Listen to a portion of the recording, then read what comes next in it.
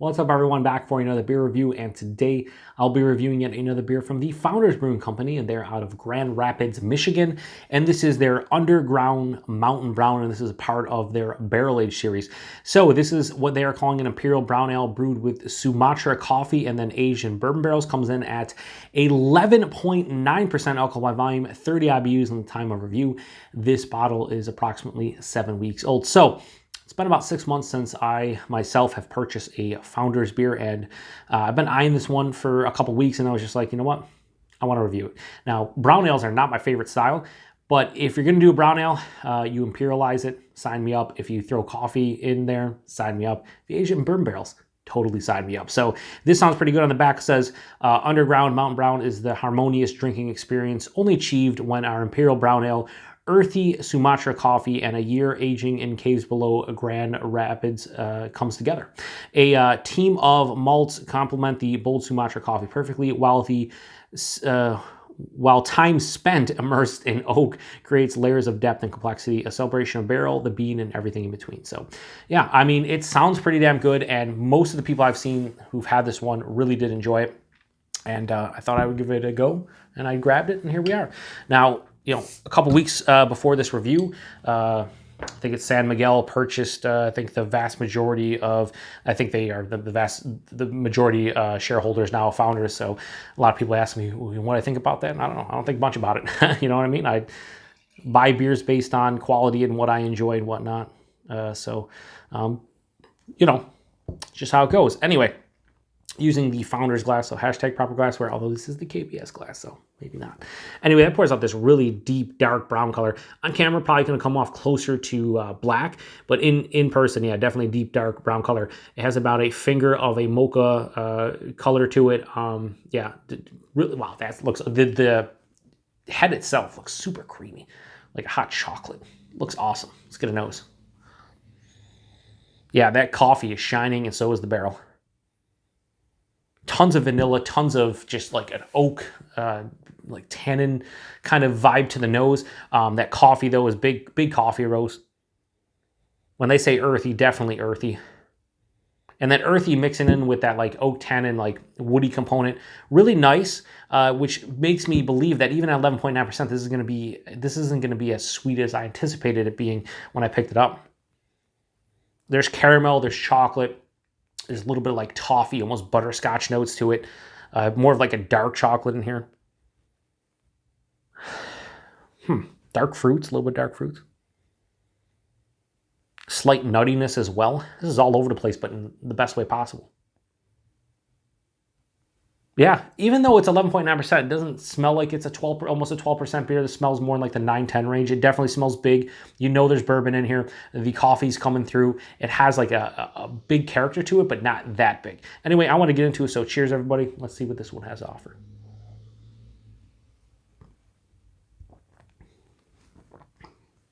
That's delicious.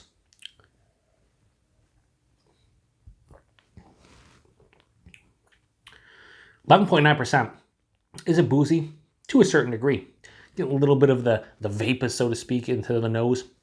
A little bit of warming in the chest right away. But it doesn't drink like 12. This is like, I'd say, blowing this blind like 10 and a half. It has a booziness to it. It has a pungency to it that it would indicate it's a bigger beer, but not 12%. Body on this one, it's a bit thin. 11.9%. This drink's like higher side of medium, lower side of full body. It's a bit thin. And most Founders beers are, like even KBS for me, is a bit thin when you're talking about the ABV of the beer and how big it should be. The bodies are usually thin from Founders, big Imperial Barrel Age Series beers. That's the only knock on their Barrel Age Series for me, more often than not, is that it's a bit thin. But I can get past that. I'm fine with it. Some people, they can't. And, you know, again, to each their own. We all have different palates and different likes and dislikes and whatnot. For me, I could definitely see how this body would bother some, looking at you, Paul, over PA Brew News. And I could see how this body, a lot of people wouldn't care. For me, I'm kind of in between. Like, I would like it to be bigger. Whatever. I'm cool with it not being super big. But, it's thick. It's slightly syrupy. It's just not to the degree that it should be for 11.9% beer. That's all I'm saying. Anyway, mouthfeel, though, really soft, smooth, slightly creamy. The aging for a year in barrels has really done this one well. Or done this one good. The taste, though, it's a little bit more subdued from the nose. I thought the nose was screaming 35 different things. It was very complex and kind of all over the place, but like I said, in the good way. The taste, though, is a little bit like restrained and dialed back. I'm getting the caramel, I'm getting the toffee, dark chocolate, definitely, a little bit of like a earthy coffee from the coffee itself. And then I'm getting vanilla and oak tannins as well. But like right up front, you're hit with all that sweetness. As it passes through the palate, like the dryness and the earthiness from the coffee kinds of stops the sweetness from being too big. It finishes semi-dry, a mild bitterness, a little bit of a residual sweetness. But the thing about this is, though, even though I know it's in a barrel, the barrel is not huge in the taste for me. It's definitely there, but I think this is really cohesive. Shout out to Paul once again, like for the 57th time this review. But this is cohesive and well balanced. But I do think that in a situation like this, in a beer like this, I want to see the bourbon just like kind of punch me in the face to some degree. It just is not. But I'm okay with it still. Very easy to drink, 11.9%. Like I'm sipping this and I'm thinking like at some point I'll just be like, oh man. 12% beer, it's too rich, it's too this, it's too that. It's not. And I think this is where the body for me actually propels this beer to a higher level as far as personal enjoyment, because I think when you do get beers that are super viscous and just syrupy and just really thick and motor oil-esque, you don't want to sit there and keep on sipping it because it's almost like an experience each sip. With this one, I think this is, dare I say, a drinkable 11.9% Imperial Brown Ale that's aged in bourbon barrels with coffee. Is this like my favorite barrel-aged series beer from them? No. Is this even my favorite Imperial Brown Ale, regardless of whether there's coffee or bourbon barrels? Probably not. But what I can say about this is, for the availability, which is pretty high considering that Founders is all over the place now. You can get it all over the place.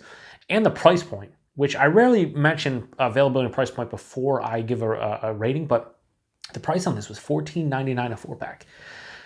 So you're talking, I think I paid just right around $4 for this bottle for almost a 12% Imperial Brown Ale with whatever's going on in here, coffee, barrel, and everything. That's a great price for this beer. And the availability is really good. So I don't factor that into my score, but just I'm feeling like it's crazy this day and age that we can get beers like this just hanging on. This is, the reason why I'm reviewing this is like one of my shelfies for October. This beer has been out, I don't know, maybe a month since before I picked it up. It's just still hanging out on the shelves all over the place in Western New York. Kind of like KBS now. KBS is all over the place. In fact, at the time of this review, one of my favorite local bottle shops, Premier Gourmet in Amherst, New York, they just had like a thing on Twitter. They posted like a $5 rebate for KBS, for a 4-pack KBS. It's like, you can get these beers, and a lot of these beers are world-class, they're just amazing beers, and the price point is getting better, the availability is getting better, so just crazy. Anyway, I'm starting to ramble. So what do I think about this as far as like my overall thoughts and rating? I really do enjoy this one. Not my favorite of the barrel-aged series, but I really do enjoy it, and when I take everything into consideration, I think this is a damn tasty Imperial Brown Ale brewed with coffee in barrels. I think I want the coffee to be a little bit more, I want the coffee and the barrel to be a little bit more pungent and in my face, but I do enjoy the like nuanced coffee and barrel aspects of this one. I think it works better with the body of this one and whatnot. So I think this is a very drinkable Imperial Brown Ale. So rating on Founders Underground Mountain Brown, 4.25 out of 5. I can't go much higher than that. I think I would need more complexity from the beer overall, and I would need more of a barrel and coffee punch to get to like the 4.5 range. But 4.25 is a great score for this beer. And yeah, it's tasty. It's tasty to me.